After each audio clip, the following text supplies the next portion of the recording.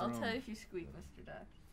Well, we were curious about your dad growing up in that atmosphere of having access and exposure to all of these amazing people that your dad worked with and for. If that was the hook that drew you into this business. It may have had a lot to do with it because the house was filled with very funny, outsized, large characters. Zero Mostel was a friend of my parents. Milton Berle was a very dear friend. Mel Brooks and Carl Reiner used to audition The Thousand-Year-Old Man in our living room during the summers when I was growing up. So I'd come home and there would be 40 people sitting on the floor listening to Mel and Carl try out the material. So I was around a lot of funny people. But I think I may have been influenced more to be an actor by my cousin, who was Everett Sloane, who was with the Orson Welles Mercury Players and was in Citizen Kane and was a very good actor. And between him and Paul Stewart, who was also in the Orson Welles Company and was a very good friend of my father's, all I heard growing up was talk about making movies and being on the set and getting into costumes and fighting the bulls in some bullfighting picture or the explosions on the set. It was all very exciting to me, and I just wanted to be like them, and they all tried to talk me out of it because they said it was a terrible business and that there was no future in it and I should be something else. And I think my father would have been thrilled had I wanted to be a doctor. But I wanted to do it, so I didn't meet any resistance to it once I was serious about it. But I'm sure that I was influenced by the antics and the carryings on of my father and I went to Central Park to have a catch one day, and we ran into Zero, and Zero Mostel decided he wanted to come with us, and so he took the ball and volunteered to pitch to me, and he never threw the ball. He only wound up. But people were lying on the ground in pain from the laughing of the brilliant balletic, mimicry that he did on pitching. Just extempore, but it was inspiring. That's fascinating. Zero Mostel punches the buttons. That's familiar because where you're sitting or now, or a few feet away, we went through the whole Red Scare, Red Channels thing with Irwin Corey. Was that something, was that part of your sensibility that was going on? Very much so, very much so. I grew up in a liberal, progressive New York political way of thinking, and all of those people, in one way or another, were targets of the opportunists and the radicals of the time who sought to take away their livelihoods. And they took the livelihoods away from many of the people who were around at that time, as I remember. They were all eventually exonerated, of course. They were not guilty of anything, but they were subjected to the kind of harassment at the time that hopefully today they wouldn't be. Was humor in your intent when you first started your career? I wasn't aimed at being a comedian or at particularly being funny. I wanted to be Gene Kelly in The Three Musketeers because he dueled and he flirted and he had all the snappy lines and he looked so good in the clothes, so I wanted a pair of tights when I was 13, and I wanted fencing lessons. That's who inspired me. Sorry, that's it. And I also was very inspired by the movie Henry V with Laurence Olivier, which I had been taken to see and couldn't understand or anything, but there was something about its pageantry and about listening to the broadcast of the soundtrack on the radio. My mother tells me that I didn't move for 2.5 hours on a Saturday afternoon as they played the film score on some radio station, and it was the music and it was the sounds of the horses that you could hear in the track, and at one point you can hear those arrows go through the air.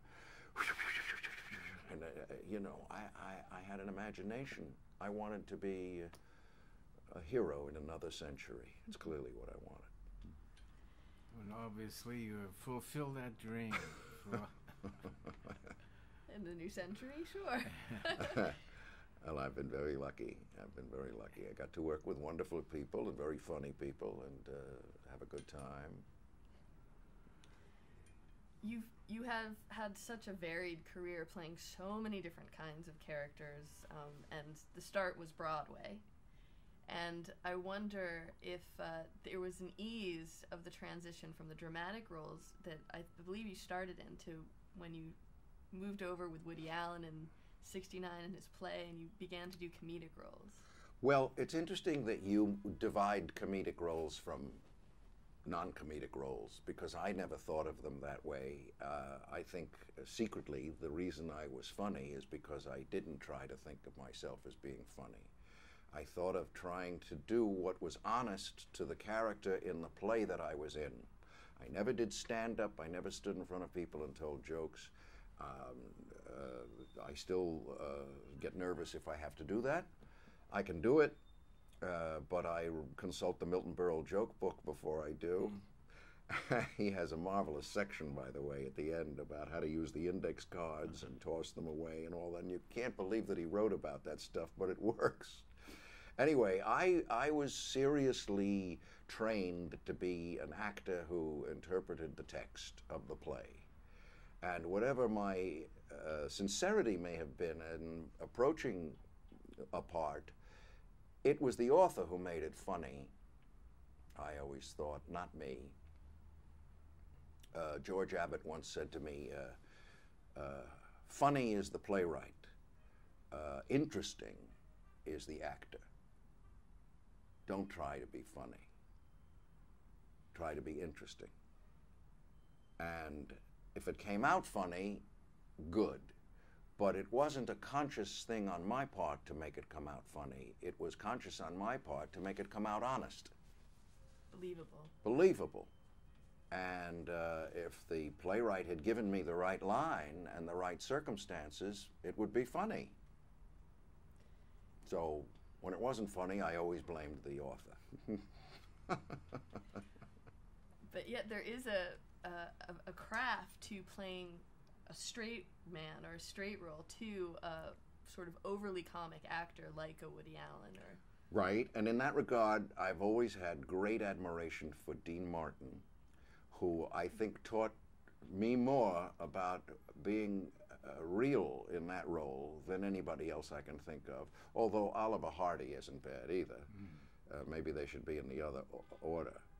But those were the guys who were funny to me, funnier than their foils, because they had to maintain the logic of a real person in the face of somebody doing something that was obviously outrageous. And yet they had to pick up the pieces and come back as a real person might and say something in response to it that you could believe that would be setting up the next bit or whatever it was. That required inventing something for yourself. How do you include this madness in a world I can still convince somebody I'm a real person in?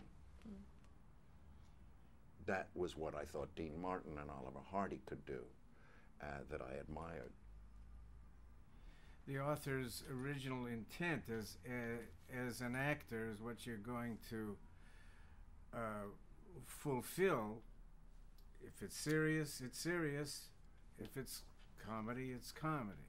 But even comedy, as I was taught, I had a great teacher, I thought, at Northwestern University by the name of Alvina Krauss, taught comedy as seriously as she taught Greek tragedy. Comedies had themes. Comedies had something to say, even if it was small, but if you work on great comedies, it's not small. I mean, Molière used comedy as a way of making social comment, and so did even the Greek comedies. They were about something. They were ridiculing something. They were showing you life from a point of view. But you got to figure out what that is before you can start being funny. What is it? Why is it funny? And as theoretically as she was able to, she would break it down, and you laugh because of opposites, because of an opposite. A man is walking down the street thinking everything's wonderful, and he slips on a banana peel. It's an opposite. He's lost all his dignity, he's lost all his everything. It has the element of surprise, it has everything in it, but it's an opposite. So, very clinically, I would break down everything I ever got to do, whether it was a Woody Allen play or whether it was a television sitcom or whatever it was. I try to figure out what is the reason. Why is this funny? It's funny because this person is believing that they're going to go that way, and there's a door in front of them, and they don't know it, and they walk into it. But you can break everything down in a way to the element of credibility. And then you discover what you need to play, what you need to act, in order for there to be a surprise when you get to the funny. And that's what you play, the same way you'd play it if you were playing Hamlet. You want to know what happened to your father. It's the same thing if you're doing What's Up, Tiger Lily, or any other comedy. What is my objective? What is my character's objective? What does he want? That's at odds with something in the circumstances, or at odds with what somebody else wants, or at odds with the reality of what's going on. And then you just play that, and you do that. And it should come out funny. It's that simple. It's true that comedy is a very it's a very serious business. Yeah. Was it Oscar Wilde who said, "Dying is easy, comedy is hard"? I think it was Oscar Wilde. From now on, it will be. We were talking to Larry Gelbart, who took us on a similar path, but he went to Plautus. So well, he's older than I am. That's right. He was pals with Plautus. Yeah. With the comedy of On the Way to the Forum. You know, the same basic elements. He says started there. I couldn't disprove it. Right. But it is true. It's very tricky, though. God knows it's ephemeral. I've been in a lot of shows that have run a long time, and it's always been true that some nights it works and some nights it doesn't. And no one that I've ever known in this business can explain why one night it's just a great party and everybody's having a ball and the laughs are coming and you can't wait. Milton Berle used to refer to it as riding on velvet, apparently an old expression from vaudeville, which was when the audience was so keyed up and so high that they'd laugh at the straight lines. They were ready. And you knew it, and you can feel it in the house, and you're on a roll, and you know that if you just give them the rhythm, you could spell the alphabet. They're going to laugh when you get to the end of the line. And then there are other nights, like last night, when you can't buy a laugh, and you try going harder after it. That doesn't work. You try leaning back. That doesn't work. Can't figure it out. When I was working the clubs, when that would happen, the first thing we would do, and I forget who taught me to ask the question, would you go to the maitre d' and say, "Is there a full moon?" And yeah. Very often there would be moonies. Did you ever find that that coincidence in an entire theatrical audience? Not that particular coincidence. I once tried to formulate some kind of cause for why it was good one night and why it wasn't good the next. And Bobby Morse, who was in a show a couple of theaters away from me on Broadway, and I figured out a schedule, a calendar, and we would meet every 2 weeks and say, okay, Tuesday, April 7th, what was it like on a scale of 1 to 10? What was your house like? And he'd say, we were a 3 that night. And I'd say, oh, well, we were an 8. Because we thought maybe it had something to do with the humidity, with the temperature, with the news of the day, with the day of the week. We never agreed. It was completely, random why it was good in my house one night and why it was good in his house one night. There was no connection. I have always thought that it's a little follow the leader, that if you get a couple of people in an audience of 1,000, let's say, who who dig the stuff that's coming out and who will express it and demonstrate it and give a vocal laugh, that it releases everybody else in the room to know that it's okay to make a noise and it's okay to laugh. And that can help. If you don't have something like that in the house, it tends to be people watching television. If they don't hear a laugh track, they don't feel they can laugh or that they should laugh. I mean, obviously, there are examples. I'm sure people laugh at Spam-A-Lot, the current big hit, because we all know that's supposed to be funny. But I'm in a play at the moment by Samuel Beckett, who was about as funny as an open grave.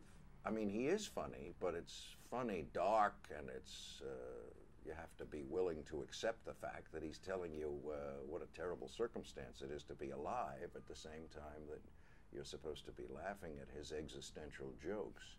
But they do some nights, and some nights they don't. Can't figure it. Wer vis, they used to say. Who knows? Go know. Yeah. We were distracted by somebody opening the door. Are you okay, Do you need a We cut? just wanted to check something real fast in there. Yeah. You taking a cut? Well, we're very, very informal. Yes. I see. Okay, hopefully they'll get out of there quickly. Okay, are you guys all right? What's the We don't know. what's the Motion? source of the tsurus? I don't know. Oh, What? someone else is in there. But this is interesting because the question that's really at the root of what we're doing with this whole project is the one question you can't ask, which is what's funny, because you can't answer it. But No. No, you can't. But we do have a question. The way that we've been asking some people is, what's the first thing, if there is one thing that sticks out in your mind, is something that made you laugh, that in some way pushed you to understand more of the power that laughter can have. I guess, are we rolling? Oh, hold on. Now there's someone Yeah. in there. Oh, okay. Oh, is that what's going on? Yeah, he was trying to. Oh, it's. Oh yeah, we're waiting. Someone's in the back room. Was I on a cord or something? No, you're fine. You're fine. We're just gonna wait for him to get out of that room. Okay. Hi. So before I do anything that's going to set this thing, putting on a Xerox machine or anything is going to disturb you guys, right? Yes, if you could hold for You're like. going to hear all that stuff, right? Yeah. All right. Sorry. Thank you. Thanks a million, Saul. Okay. The Sagency, Billy Persky. You knew Sam Daniel. Yeah. They're nice enough to let us schnorr That's some nice. square footage. I know schnorring. I've been schnorring for many Yeah. years. We're ready. Okay. Yeah. I remember a performance by Hiram Sherman. Do you remember Hiram Sherman? I know the name. I can't. He was an actor's actor. He did character roles in Shakespeare productions, very classy, and he did a lot of Shaw. And I was taken to see A Midsummer Night's Dream at Stratford, Connecticut. I could have been 12 years old, 13 years old. I've never laughed that hard in my life since, ever. He played Bottom. I couldn't have understood the Shakespeare, right? I mean, when you read that, you have to look at the footnotes. What is a gunny sack or whatever it is? You can't figure it out. But his clowning, which is what it was, made credible something that was bigger than life. It was more than. It was lifted. It wasn't just somebody doing the ordinary things that you do from moment to moment in the world. I'm going over here, I'm sitting down, I'm tired, I'm going to take a nap. It all had about it something too important to be merely normal and mundane, and yet it was still totally believable, totally credible. Whatever he did, I wish I could. Well, he invents a little play at one point. They act out a play, and they pretend they're looking through a crack in the wall, and their belief in that ridiculousness, there was no wall there, but they believed it and played it as if there was. That mere idea, the opposite, again, of seeing them believe in something that I knew wasn't there, was gold. They were making things up. Now, I also think maybe just in general that children who are prone to become actors may be influenced to do so because they like the idea that there is some place where grown-ups pretend. Because children pretend, that's their greatest game, is to pretend. Children are the best actors. I mean, you go, I'm a cop and you're a robber, or I'm a gangster and you're a thing, and you run behind a couch and you're in the middle of a Western and you're shooting at each other and you're running away, and you can, anything is possible because you believe instantly. So to go into a dark place like a theater and see other people, grown-ups, big mature people, in the dark, watching other people pretend, this is the best. This is the best. Because I think I knew by age 10 that, you know, the best things in the world were the things that were made up. The reality was rather tedious. But it was the inventions, the costumes, the plays, the fabrications, the fantasies, that was the good stuff. But you had to make it aesthetically real, which is the craft of acting. At age 10, did you have comedic heroes, specific energy for? I liked Laurel and Hardy.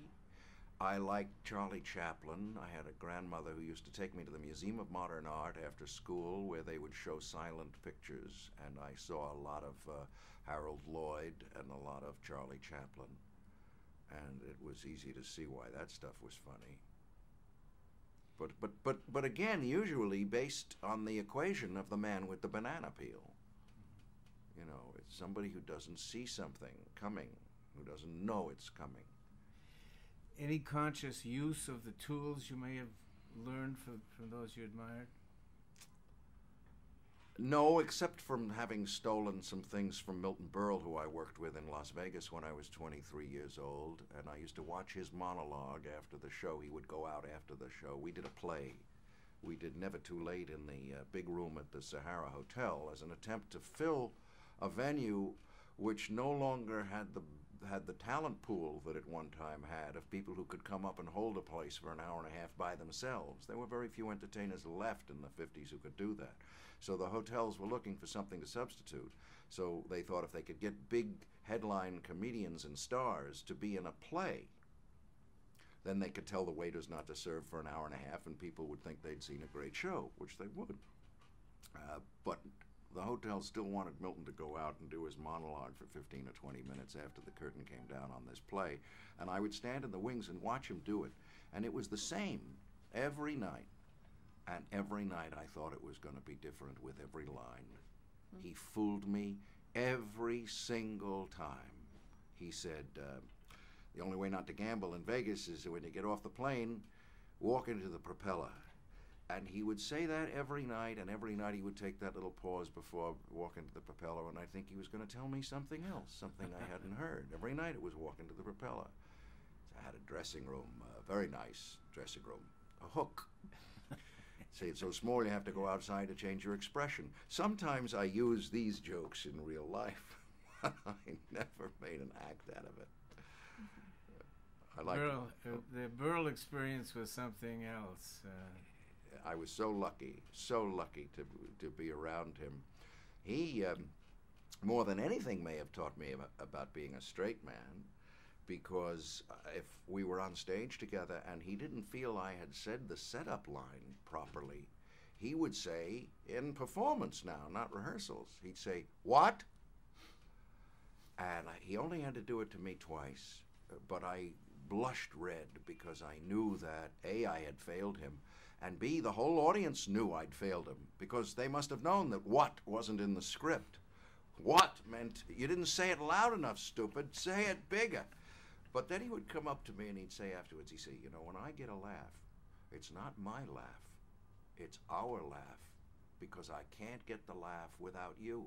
He said, you have to say the line clearly and set it up for me, and you have to look me in the eye when you say it, because I take my timing off your eyes. That's where I get my comedy from. So it's not me because I say it and then they laugh. It's us who get that laugh, which I always thought was true of Dean Martin and Jerry Lewis, and true of Laurel and Hardy, and true of Abbott and Costello. I never diminished the straight man in my thinking of things. And I used to tell that to Woody Allen, too. Bye, Mr. Good night, Persky. guys. Thank you thank very you, Billy. much. You going back or are you going to I'll call you. Call me. I'll call you at the house. Okay. Nice Thanks for meeting waiting all for of the you. moment. Thanks for Try and using the. replace place Yes, we'll close put to everything your back. 100%. You won't know a difference. Thanks for the This- use of the hall. This Mr. Roberts, this brings up something really interesting about knowing who came before you. When we talked to Tom Poston, he said, I know a talented kid wants to be in this industry. He's got the passion, but he's never heard of Danny Thomas. And I wonder if you think it's something that really is valuable for the students watching this, that they do go out and watch Laurel and Hardy and Milton Oh. Berle. Well, sure. I mean, if for no other reason than that it's good and it's funny and it's laughs. It's very hard to get people to look at old things. I'm up against that a lot with younger people who dismiss the old black and white movies. I mean, obviously there's a reason Ted Turner went and colored everything. They don't want to look at black and white. I don't understand that. Don't understand that at all. But sure, they should look at what's gone before, because it's maybe you find out what's universal about it, maybe so that you can try and break it down. I mean, you can't just splash paint on it. You can't just go out and say, we'll do this, it'll be funny. You really have to think about why it's funnier in a deeper sense. What is it making fun of? Why do you laugh? How do you analyze what makes up a laugh? Yes, it's surprise, but it's the setup. It's what's happening. Why? A farce, as Alvina Krauss used to say, farce is farce because you have eliminated from the play what is naturalistic, what is balanced. You have overemphasized one aspect of something. A man lives to meet a girl in a hotel room on Saturday night at 8 o'clock when he's told his wife that he's going to be at a Rotary meeting. That's his whole life. His whole life is planning that 8 o'clock meeting and getting away with it. You take away from that character's life everything else. This is a French farce. This is Molière. This is Feydeau. The audience knows that's all that man is living for. Now you take another character who's only living to expose him. That's his purpose, to show up at that hotel at the same time and make him, cuckold him in front of his wife or whatever.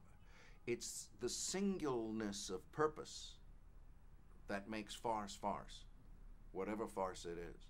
It's that people are overly focused on one thing, to make money, to have a tryst, to get revenge.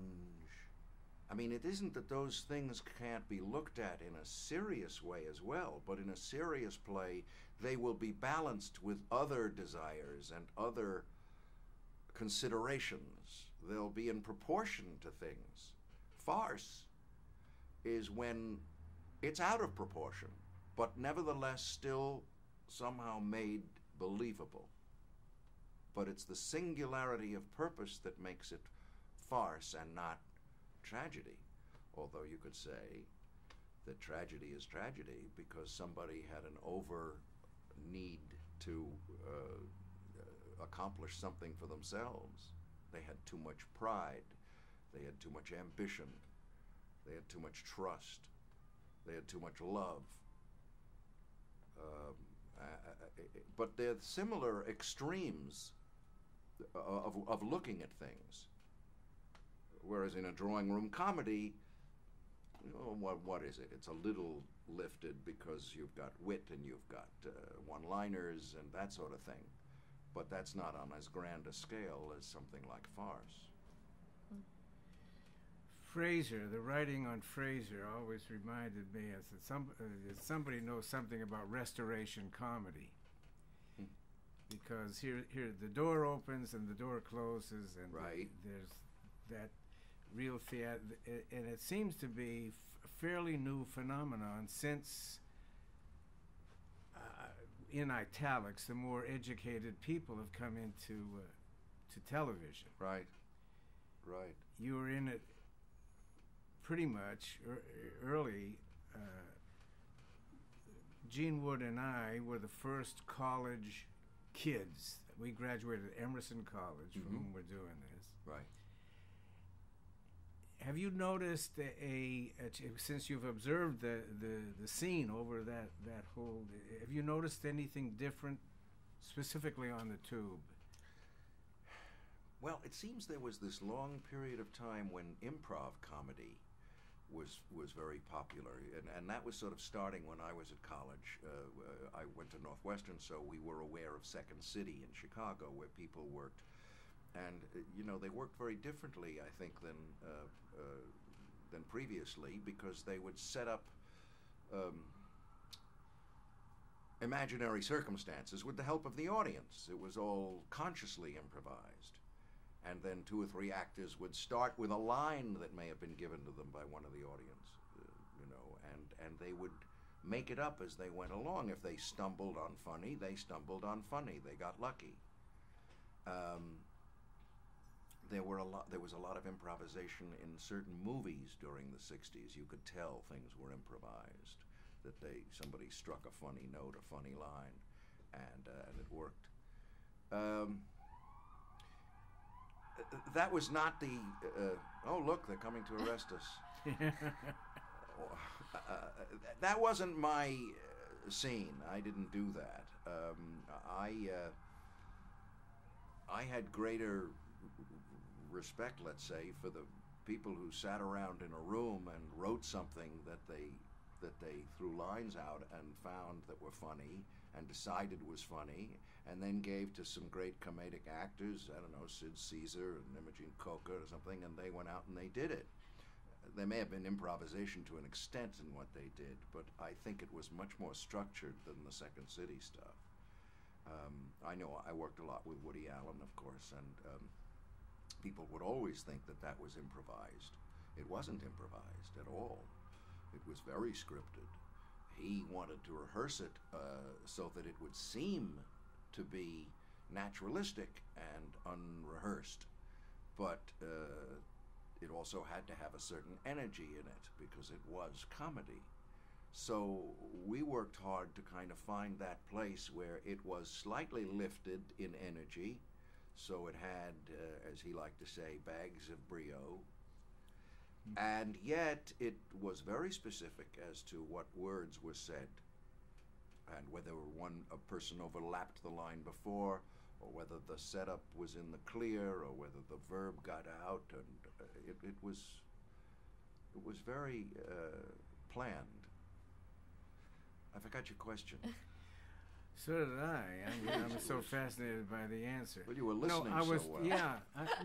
I was talking, I guess I was looking for just an observation of not judgmental whether it's better writing today, but that there seems to me, as a guy who's been a comedy writer for all my adult life, that there's something really good that's been brought to the tube through the vehicle of the educated writer, and I observed it first on Fraser, and I don't know those writers. Well, you may not want to show this part to the students, but I've never seen Fraser.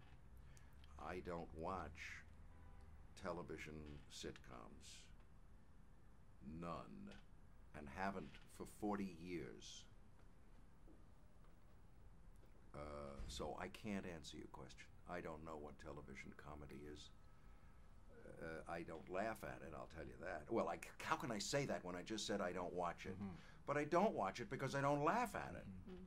So I can't, I don't, I laugh at Don Rickles. I do. What do I laugh at? I used to laugh at Martin and Lewis. What do I laugh at lately? I think Bill Maher's funny. That's not sitcom. Sitcom, I'm afraid, doesn't work for me. It may be that you've answered inadvertently the question, because the thing that is a little bit different about, and I'm not, this is not, I'm not in the adulation business for Fraser, but it is very much theater. Mm-hmm. It is very much a well-staged play. Right. Don't Yeah, you I see, yeah. feel that? Mhm. What are some others that would be? Curb. Curb Yeah, Your well, Enthusiasm. Have you watched that? Yes, I've Yeah. seen a few moments of that. Yeah. I don't find it involving. I must tell you, I don't watch a lot of episodic television, nighttime television, because there's no drama in it for me. Mm. When I know that everybody has a contract and they'll be back next week. Who can get killed?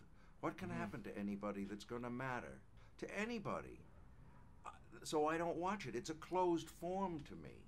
It's a formula. I know it's a formula that's been figured out by the people who produce it because they found the formula. So they do it again and again and again. And it's all they do. If it works, beat it to death. Ernie Kovacs. And I simply am bored. I don't frown on it. I would do it to make a living. I have done it. I'm not a snob about it. I can only tell you it's as boring to me as looking at a comic book. It's limited human behavior devised by a committee in order to be ready by Thursday. That's what they do. And to me, it's dull. Sorry. But So it's the truth. taking the danger out of it equals dull.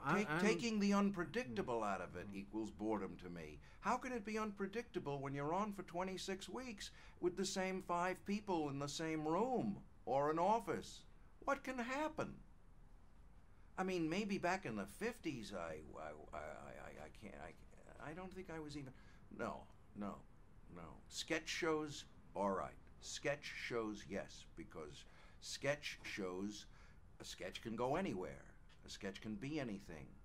You're watching comedic people in a relatively loose form do something they haven't done before. But a situation, by definition, a situation comedy. Once you tell me the situation, I'm on to the next. Give me what else is happening? That's that situation. Okay. That's done for me. Maybe I'm intellectually incurious, but I do not like the sitcom form.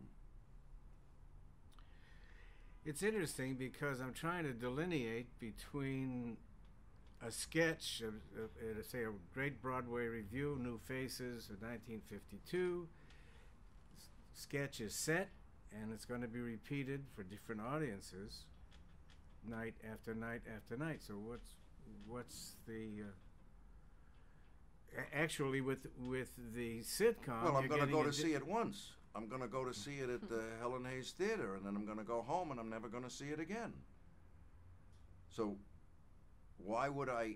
I can't. I don't compare that to Frasier or to I Love Lucy or to anything else where you go back and you see the same people again. You see them like they're old friends. I understand the concept of it from marketing. Shakespeare put people in plays who the audience came to see. They wanted to see Falstaff. They came to know him as much as they knew Frasier. They came to see Falstaff. They didn't come to see Henry IV. They came to see the comic guy who was Falstaff and his clowns. I understand that. But once you've seen them, a steady diet of it is boring to me. I don't want to see that again. I know that they're always. I mean, I don't watch I Love Lucy anymore either. But didn't you know at the end of I Love Lucy that that this was going to happen and that was going to happen and they were going to come in and then they were going to come in, and it's like seeing old friends. But it isn't funny, is it? I mean, once in a while they find a bit that's funny on all of these shows. But basically, you're still in the room in the same situation. I can't help it. I don't like it. It's interesting. This brings up something in my mind about what you've said before about funny situations or unpredictable. Is comedy about taking chances? Everything is about taking chances. There's no less taking chances if you're playing Hamlet than if you're playing Funny Thing Happened on the Way to the Forum. If you don't take chances, it's really not very exciting or interesting. You have to take a chance. But take a chance on what? Take a chance to do what? It's such a vague expression, take a chance. Take a chance to do what? To hurt yourself when you fall on the banana? The big chance you take is to not get a laugh. That's the big chance, that you're going to have egg on your face. You take a chance every time you tell a funny line, or you take a chance. But you take a chance every time you say anything in a play or a movie or a sitcom. The chance is you won't be believed. You take a chance every time you say a line. The chance that somebody won't believe you meant it. Or the character meant it. So take a chance. I don't know what that means either. Yeah, what chance do you take, forgive me, when you have a laugh sweetener? I played a guy in a movie as a joke on this. In Annie Hall, I'm a guy sitting in a studio sweetening laughs. I say to the engineer, give me a big laugh on that line. It's hypocrisy to have to tell an audience to laugh through a technical device. No, that's not taking a chance at all. It's the opposite of taking a chance. That's guaranteeing it. That's cheating. And every show does it. Uncle Milty. I'm getting worked up here. Yeah, no, but this is good. You know, Milton didn't do that. Milton had a live show. Wait a minute. You're talking. Sorry. I produced the last gasp, the last network gasp, the Milton Berle show. We'll talk about that later, because I knew Milton from I was a page at 30 Rock outside of 6B, and I ended up in around 66. And Milton Berle, it was one of my big disappointments, and he wouldn't want me to tell you this, but I'd go to Milton and I'd say, Milton, we got to work on this line, and he'd say, Charlie Douglas would love it. And Charlie Douglas was the guy who invented the laugh machine. Oh. He worked the laugh machine. Oh, I see. So your Uncle Milty used the laugh machine? He was pulling one over on you. He didn't use it in 6B. Right. Texaco Star Theater. Right. But later on he used it. Yeah. And Berle line. really, this doesn't disprove it. Almost supports your point, because by the time we did it, he was using a little it. tired. Okay. A little tired. I can accept that. I guess I wrote a show with Milton when I was 14 years old, and he had a house a block away from where we lived in the summer, and he'd grown up knowing my mother. I was writing the teenage show for Fire Island, and he helped me write it. He wrote the lyrics for one of my tunes and songs. So I go back to Milton pretty early too. Well, when we didn't use laugh tracks. When we go to Boston and have a schmooze section about it, we'll include all the secrets will come out. All the secrets of Milton Berle. I adored the man. Yeah, I did too. Yeah. Well, I guess too. You've worked with people like Charles Grodin, and we've mentioned Woody Allen, people who have made something humorous that wasn't necessarily something you would think of as comedic before. And I guess when I was thinking taking a chance, also I meant you trust in someone who's maybe breaking grounds in the art form a little bit, that you don't know if it's gonna get a laugh. And say you're making a film and you're practicing the line as written, but you have a lot of faith in the person who wrote it, yes, that it's gonna be funny. Yeah, you have to, or at least you have to act like you do. Right. Or you won't have the job for very long. I mean, I think in any situation, your own impulses, your own instincts are valuable. And if you're working with a good writer, he's liable to see that you're comfortable or uncomfortable with certain things and write into you, write into your strengths. Woody would say sometimes, would you like to say that differently? Would you feel more comfortable saying this, or would you rather say that? Sometimes he would accommodate the actors that way. But then he would also change the line after it so that it would work rhythmically and with the proper emphasis. Whatever the wording was that you wanted to use, he would adjust his line too. I used to kid around with him and tell him I thought my lines were the funny lines until I went to see the movie and I saw that his lines were the funny lines and my lines were just setting him up. But I had tremendous confidence in his genius, and I was, timid about suggesting one thing or another. Although I did give him a joke once, which he used not in the play that I had suggested it to be used in, but in another movie later on. Waste not, want not is, of course, the motto of these geniuses. But he had a line when we were out of town and played against Sam, and he said, I need a line that says, I smoked pot and I did something I tried to do. I smoked some pot and then this happened to me. And I said something like, I don't know, you try to take your pants off over your head. And he chuckled for a moment, and for some reason or other, I don't think it ever got into the script to play it against Sam, but I was watching some other movie a couple of years later, and there it was. I should have sent him a bill. Send him a bill, or at least get a joint in exchange. Yeah. Something. Do something for me, Woody. Oh, Lord.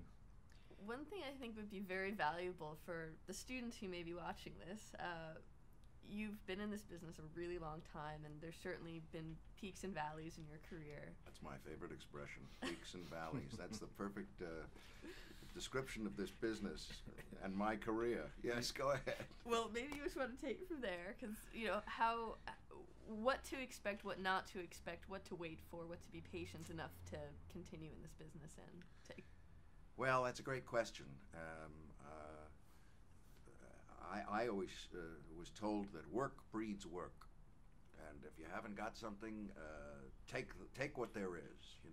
If you can't sit around and wait for the perfect thing to come along, if you're in a position to be choosy and to pick and choose, then that's wonderful, and you should certainly pick and choose what you like to do and what you want to do, and whatever integrity you have about aesthetic standards, you should apply them.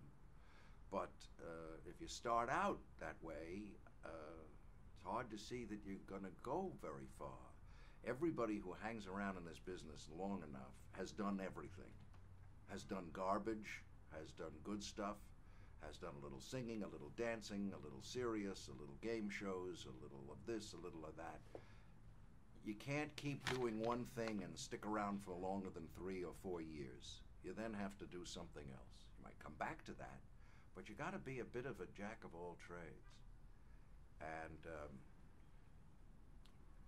what I would say to anybody looking to be successful in this business would be to try to develop all your talents, whatever they might be.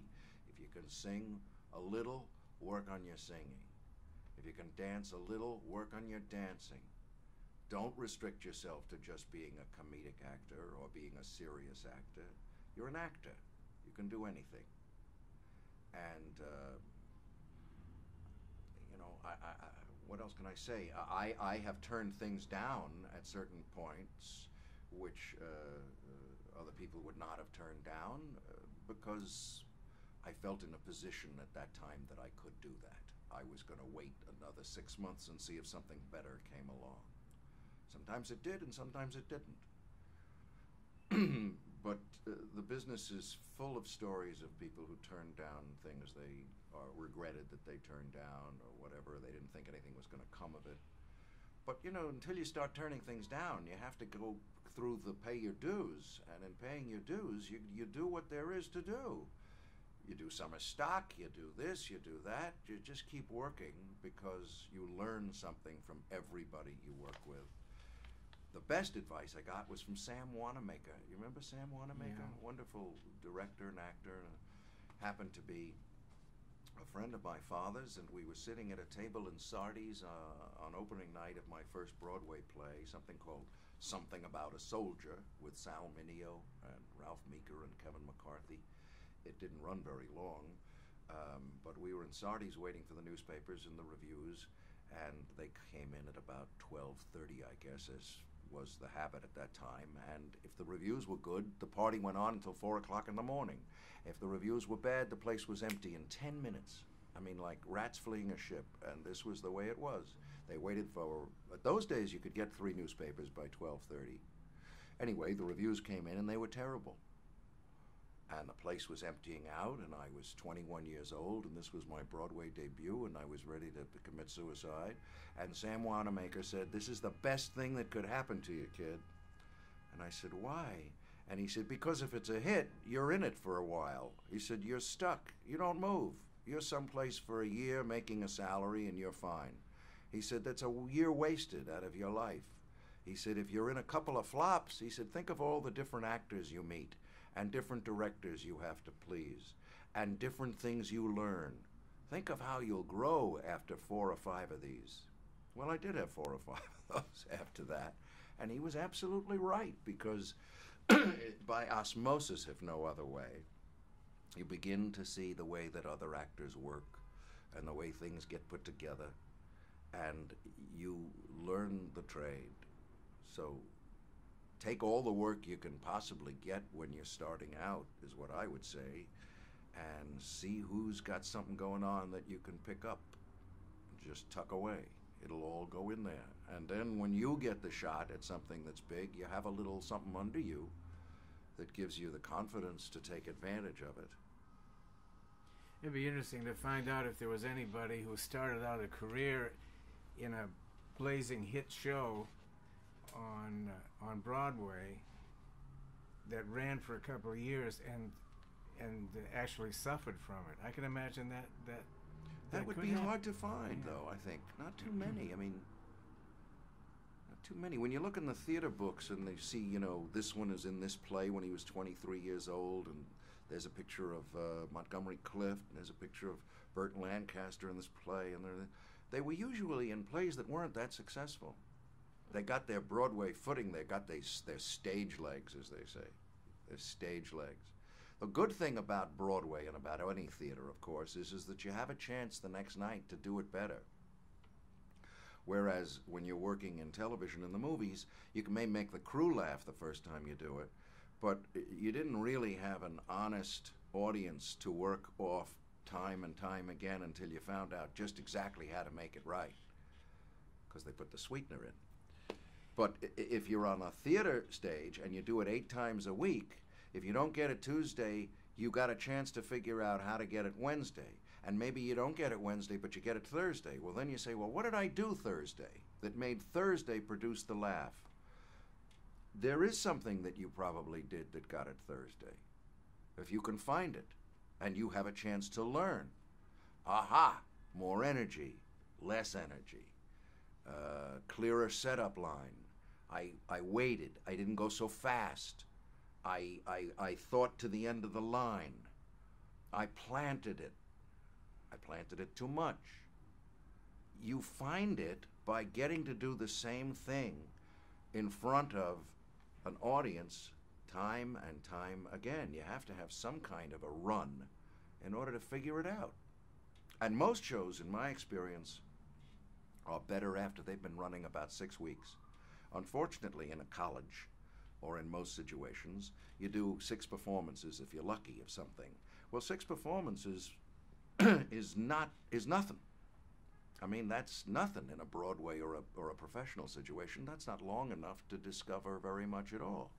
But when something has a chance to settle like a cake night after night in front of an audience, it finds its rhythms, it finds its nuances, it finds the way to do it, and you learn a technique as a result of it. And the next time you start from page 1 on a new play, you throw a lot of stuff away that you you don't need any more. You needed it then, but now you know you don't need it. So you go quicker to the problem. If he's going to come in on that line, then this line isn't going to work. You know it. Once you've accepted that we're right, is the audience ever wrong? I know what you're saying. Milton used to say the audience is never wrong. He used to come off bathed in sweat in Vegas, and he'd say, they're tough, but it's not them. We got to just go harder.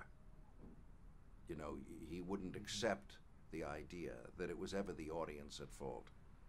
There was something we missed, something we weren't getting right that didn't work.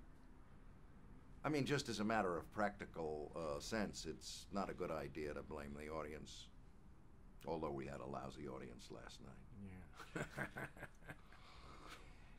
Now, I guess there